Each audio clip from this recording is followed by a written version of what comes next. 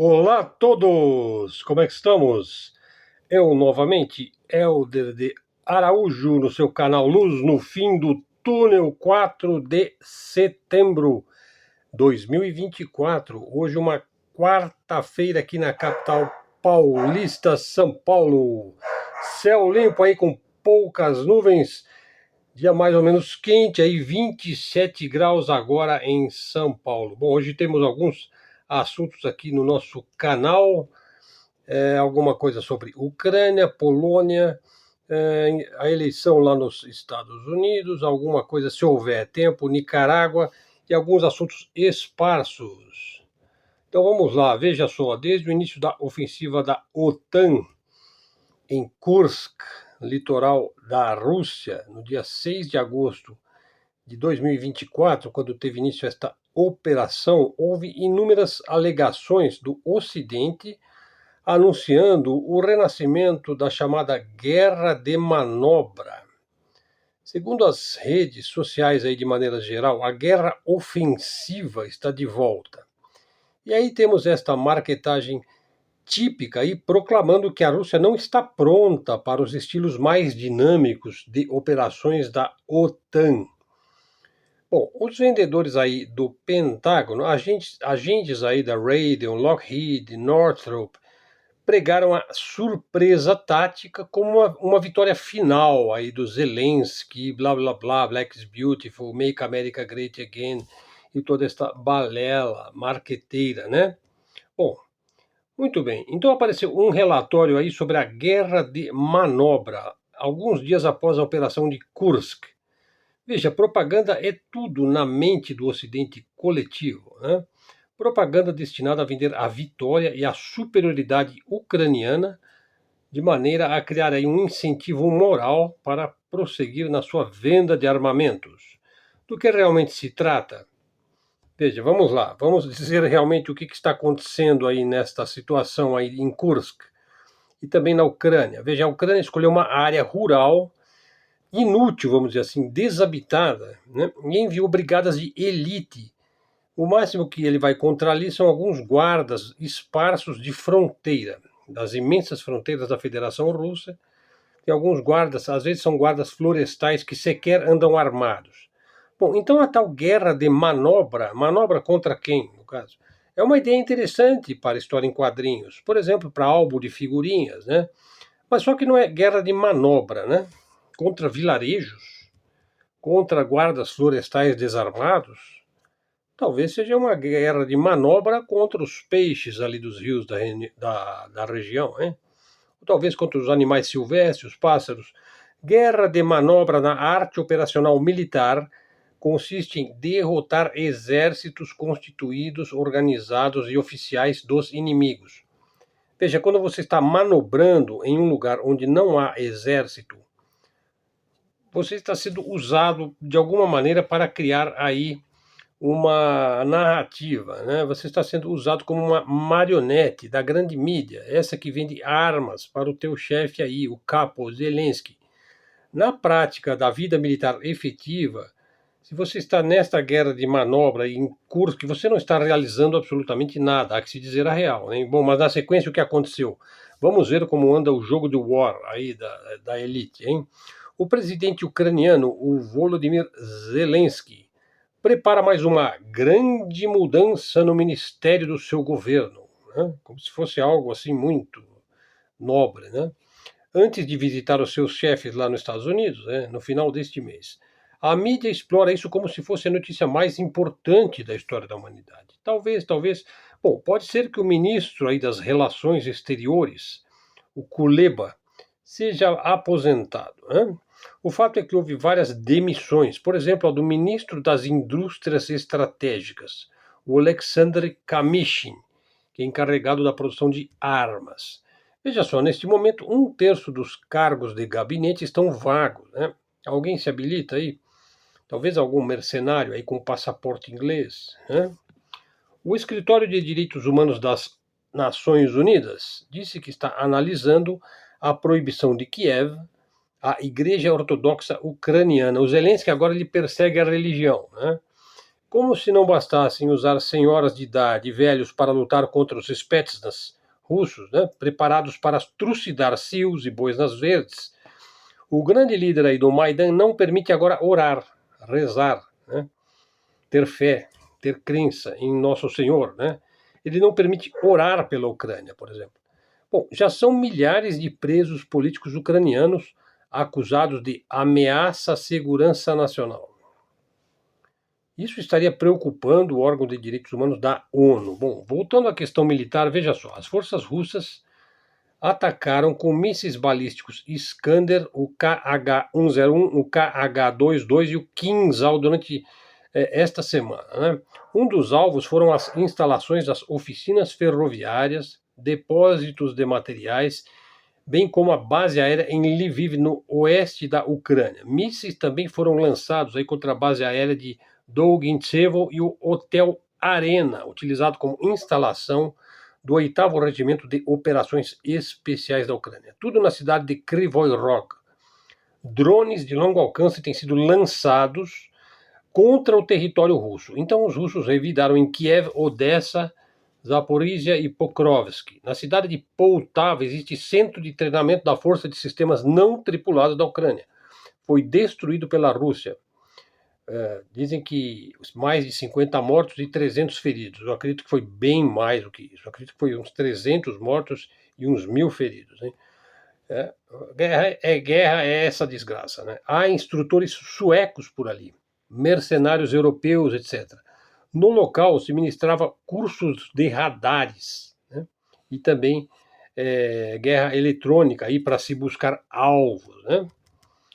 Foram registrados combates também ao norte de Rabotino. As tropas russas continuam como uma pinça em Vodiane e Preshistivka, que foi completamente conquistada pelos russos. Fontes da Ucrânia dizem que a artilharia russa, né, bate forte em Ugledar. Então são várias cidades aí. Na direção de Pokrovsk, o russo quer as cidades de Selidov e Ukrainsky, ao sul. Combates prosseguem em Herodivka, onde as forças russas avançam nas áreas urbanas. Na direção de Chazov Yar, continuam os combates na margem oeste do canal de Chazov Yar, onde as tropas ucranianas oferecem forte resistência.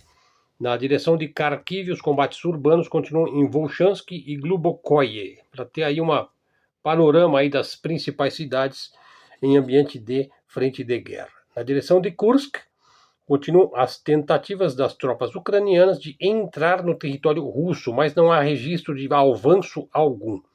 A artilharia ucraniana continua a atacar posições das forças russas na zona de fronteira. Não há registros de outras ou novas tentativas de romper a fronteira em outros pontos. Então o Ocidente aposta na narrativa e o russo segue conquistando outras cidades, aí, destruindo a infraestrutura ucraniana. Veja, aí vamos agora entrar aqui num assunto mais específico da OTAN. Veja, o Radoslav Sikorski, parece que ele não anda muito bem. Veja, o cara passou pela educação britânica de elite no Pembroke College. Bom, lá se ensina tudo, né? Exceto compreender como o mundo funciona de fato, né? Então, quando você é o produto dessa fábrica de diplomas, um nacionalista polonês, que é casado aí com uma russofóbica de carteirinha Anne Applebaum, o que se pode esperar de Sikorski? Bom, vamos ver esse jogo por este ângulo aí. A OTAN diz que não quer se envolver diretamente em um conflito contra Moscou. Na prática, ela faz o oposto, né? Isso quem diz é o porta-voz da OTAN. A OTAN é este bloco ideológico, militar e político liderado aí pelos Estados Unidos. Conforme as declarações do ministro das Relações Exteriores aí da Polônia, Kiev pediu repetidamente a seus apoiadores ocidentais que abatessem mísseis e drones russos em seu espaço aéreo, uma vez que suas próprias defesas já se degradaram. Então, o Pacto de Segurança foi assinado em Varsóvia, né, a capital da Polônia, isso no mês de julho. Bom, então aí, o porta-voz do bloco aí, da OTAN, diz a agência de notícias espanhola Europa Press, que a OTAN não é parte do conflito e não se tornará parte do conflito. E aí ele diz que cada membro do bloco da OTAN tem o direito de proteger o seu próprio espaço aéreo, né? Então eles devem consultar os outros membros aí da OTAN para que se evite, para que não se possa afetar a OTAN, porque se você afeta um, você afeta todos, segundo o seu lema, né? Um por todos, todos por um. Então eu vejo mais como nenhum por ninguém ali, viu? Disse o porta-voz aí, novamente. Os seus comentários seguiram também uma entrevista aí do Sikorsky, que é o ministro aí das Relações Exteriores, ao Financial Times, né, que geralmente eu uso aqui também no nosso canal. Veja, então o Sikorsky disse que a ideia é abater alvos russos no céu sobre a Ucrânia. Poxa, um bom objetivo aí numa guerra, né? Quando mísseis hostis estão a caminho de entrar em nosso espaço aéreo, é legítima autodefesa, porque uma vez que eles cruzam o nosso espaço aéreo, o risco de ferirem alguém é muito elevado, disse o Sikorsky ao Financial Times. Bom, então o Sikorsky aí é o ministro das Relações Exteriores de um país que está se desindustrializando numa velocidade espantosa, né? A Polônia, né? Esse país que parece que nunca produziu nada assim de tão avançado em termos de defesa aérea. Ele poderia entender, né, que a Polônia é livre para abater quaisquer mísseis russos que entrem no espaço aéreo da Polônia, né, e não da Ucrânia, né? É totalmente esperado da Polônia que ela defenda-se, né, em seu próprio território, seu direito soberano. Isso é uma coisa óbvia, né? Então por que ela está preocupada com o espaço aéreo da Ucrânia, né? Quer dizer, está se metendo onde não devia.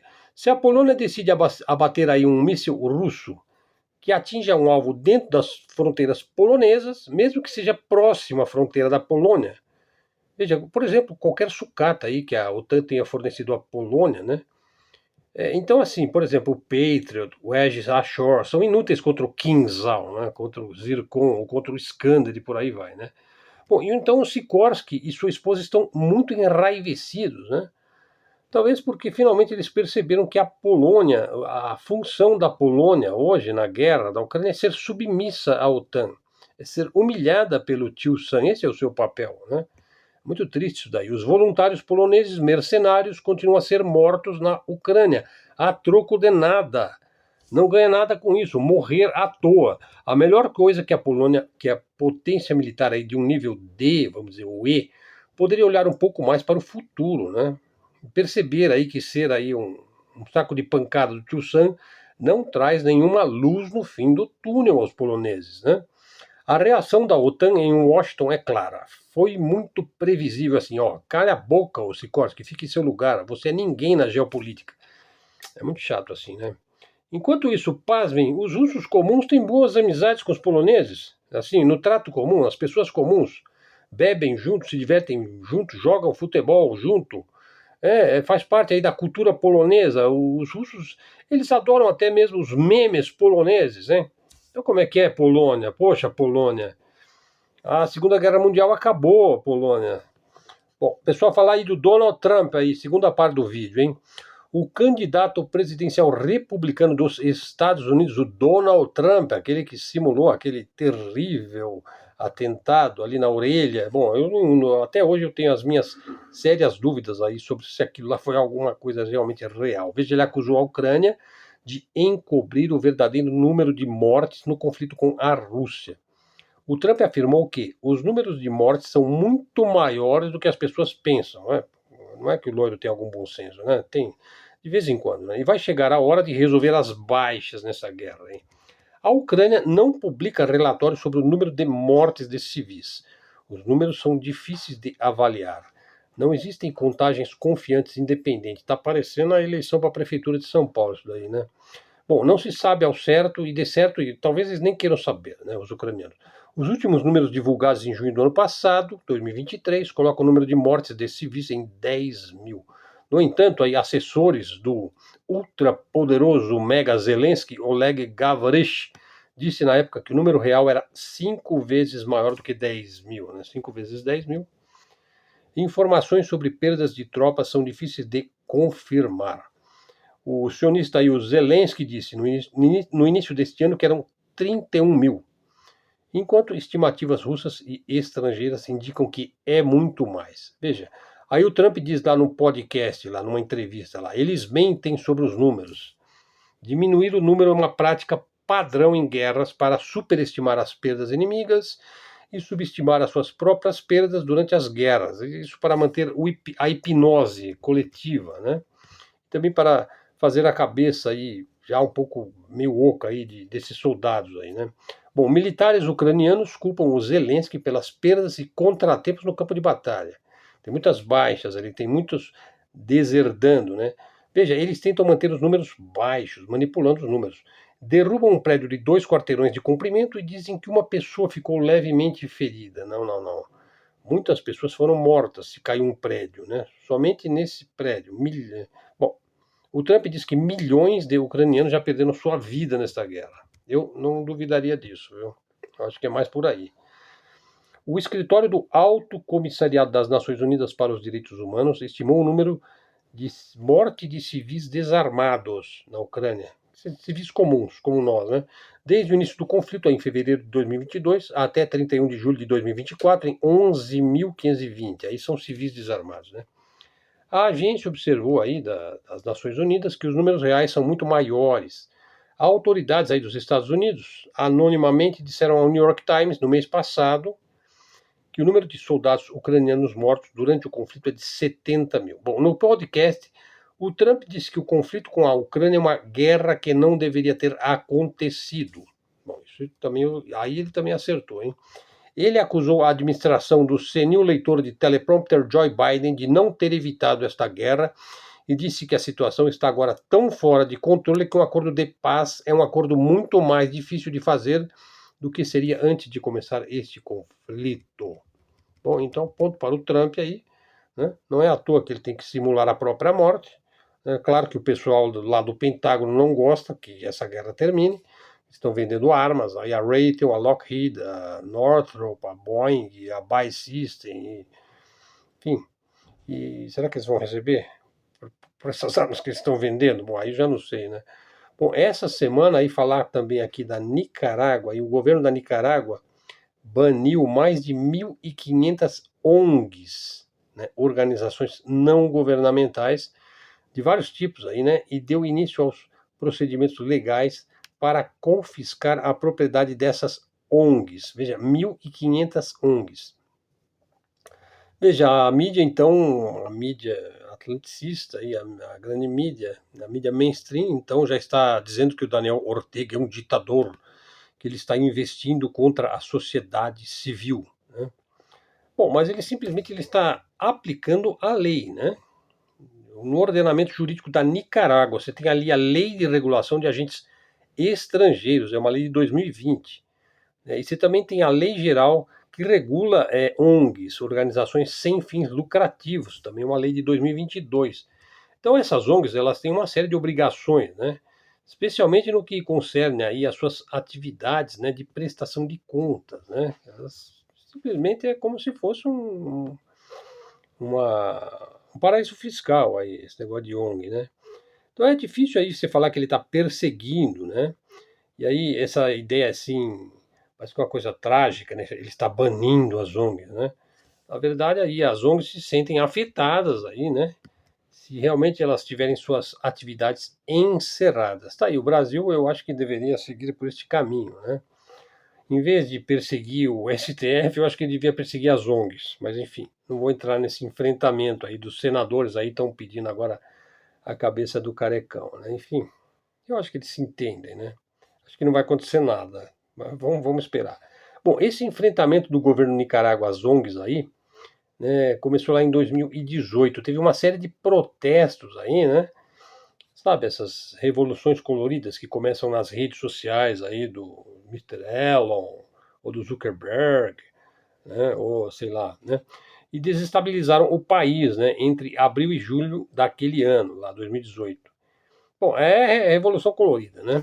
Esse modelo aí de, de viralização aí, né? De memes e de cortes e de críticas e de combinação para fazer comícios e ativismo e tal, né?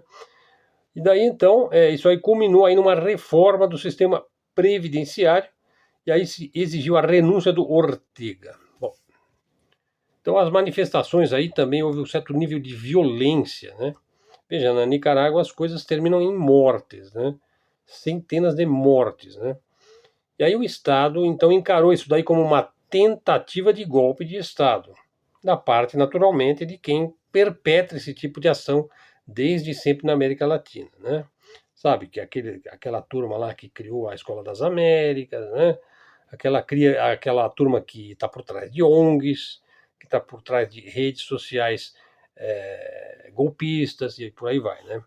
Bom, e aí então você teve aí uma grande mobilização de pessoas aí, né? Para participar dessas manifestações, e essas pessoas passam a ser vistas com suspeita por parte do governo da Nicarágua. E daí então o Daniel Ortega, ele disse que os protestos foram perpetrados, vejam bem, por pessoas profissionalmente treinadas em agitação política. E ele acusou formalmente os Estados Unidos e também a União Europeia, porque eles fazem esse tipo de subversão, de revolução colorida, né? Através de ONGs de direitos humanos, né? Através de ONGs que se vendem aí, ou grupos, associações que se vendem como jornalistas independentes, ou então grupos feministas e por aí vai, né? Então aí os eventos da Nicarágua seguiram um modus operandi típico, né? Assim, por exemplo, parecido lá com o Maidan, com a Primavera Árabe, né? E aí você tem lá certos atores, certos agentes, né, que conseguem doutrinar, manipular, treinar cidadãos para que tentem desestabilizar o governo, né? E muitas vezes também você tem aí a justificação dessas ações através de certas crenças neoliberais, certos princípios ANCAPs, né? Ou certas liberdades aí que estariam sendo violadas, né? Bom, é claro que se o enfrentamento às ONGs é uma constante aí nos processos soberanistas aí contra-hegemônicos ao redor do mundo, o caso da Nicarágua apresenta aí contornos polêmicos, né? Também por causa da questão da religião por lá, né? É que muitas das ONGs fechadas aí pelo Ortega, né, são instituições religiosas, inclusive católicas, evangélicas, pentecostais, neopentecostais e também instituições aí que mantêm rádios, universidades, cursos livres, né, enfim. Então aí você tem veja, a Nicarágua ela tem lá uma história aí ligada à Revolução Sandinista, né? E a relação com as organizações religiosas é bastante complexa e polêmica, né? Na época do processo revolucionário, uma parte da hierarquia católica apoiava a ditadura hedionda de Anastácio Somoza, né? Enquanto uma outra parte do clero, em alguma medida influenciada pela teologia da libertação, apoiava os sandinistas. Então é claro que o Somoza ele garantia os interesses de extrema direita na época lá da Escola das Américas. Ele era um fruto da Escola das Américas, um ditador ali, um torturador, né? Enquanto que você vê a teologia da libertação, ela estava apoiando, vamos dizer, a esquerda, vamos dizer assim, ou os grupos de insurgência, né? Os grupos mais ligados à época de Guerra Fria à União Soviética, né? O primeiro governo Ortega chegou inclusive a ter padres entre seus ministros. Foi duramente repreendido pelo Papa João Paulo II pelo caráter supostamente socialista do governo sandinista, né? Você sabe que o João Paulo II foi um dos papas aí que mais criticou o socialismo, né? Bom, nesse sentido, a questão religiosa nicaragüense é definida pelas tensões entre um catolicismo popular, uma hierarquia que às vezes tende para o governo sandinista, às vezes tende à oposição, e um movimento evangélico de raízes estadunidenses, né? Pentecostal, tentando aproveitar as tensões aí com o catolicismo, até mesmo para criar divisões religiosas, né? Bom, precisamente aí por causa dessa tentativa de revolução colorida, né, e a suspeita de que várias associações religiosas teriam participação nisso, você tem lá uma situação de extrema tensão entre a Nicarágua e o Vaticano, né, inclusive com prisões e expulsões de membros do clero, né? Bom, então aí você vê que a coisa lá tem força subversiva, né, tanto de um lado como de outro, né? É necessário aí uma estratégia prudente para lidar com esse tipo de problema. Uma consequência imprevista de não tentar abordar essa controvérsia aí, é que a igreja parece que deixa um vácuo ali, né? E as suas associações são preenchidas por seitas neopentecostais com vínculos diretos ou indiretos com o atlanticismo dos Yankees, né? E com o sionismo do tio Sam não poderia deixar de ser, que aliás, como tem acontecido em boa parte aqui da América Ibérica. Bom, então esse vídeo vai ficando também já de um tamanho legal, 25 minutos aí. Esses dias tenho visto aí que, aqui para falar da eleição aqui, que vai ser dia 6 de outubro aqui em São Paulo, para a Prefeitura de São Paulo, está fortemente polarizado, né? Praticamente todo mundo está batendo no coaching aí, no candidato da direita aí, que é dito de extrema direita. Ele parece estar mais calmo, ou, na verdade ele é calmo, simplesmente ele trouxe um sistema aí, vamos dizer, de rede social, de internet, de corte, de meme, né, de charge, enfim, de ridicularizar, né, mais ou menos guardadas as devidas proporções, aí mais ou menos como o professor Olavo fazia, né, quando ele batia na esquerda, né, enfim, só que agora é diferente, porque nós estamos um indivíduo que é completamente independente, né, da própria política e do próprio governo, né. Veja, e na verdade, assim, por mais que a gente acredite que as pessoas podem ser ricas, podem, sabe, os valores da direita e da neodireita que quer diminuir o Estado, que quer ter o Estado enxuto, mas assim, o que vai tomar o lugar, né?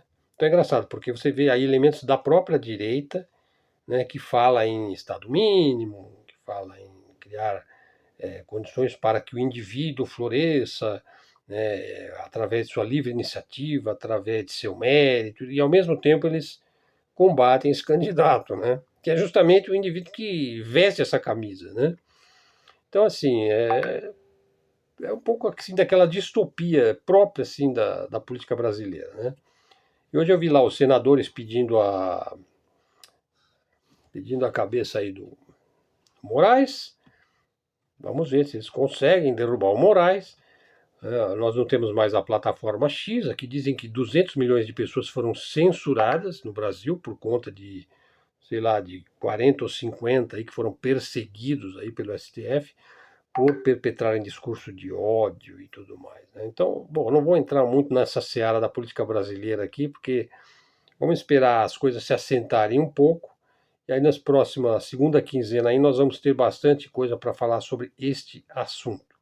Pessoal, vamos ficando por aqui. Mais um vídeo aqui para o nosso canal. Peço a vocês, verifique se vocês estão seguindo o canal. Se não está seguindo, torne-se um seguidor do canal. O canal vai crescendo lentamente, com qualidade, que é o mais importante aqui para a nossa mídia, né?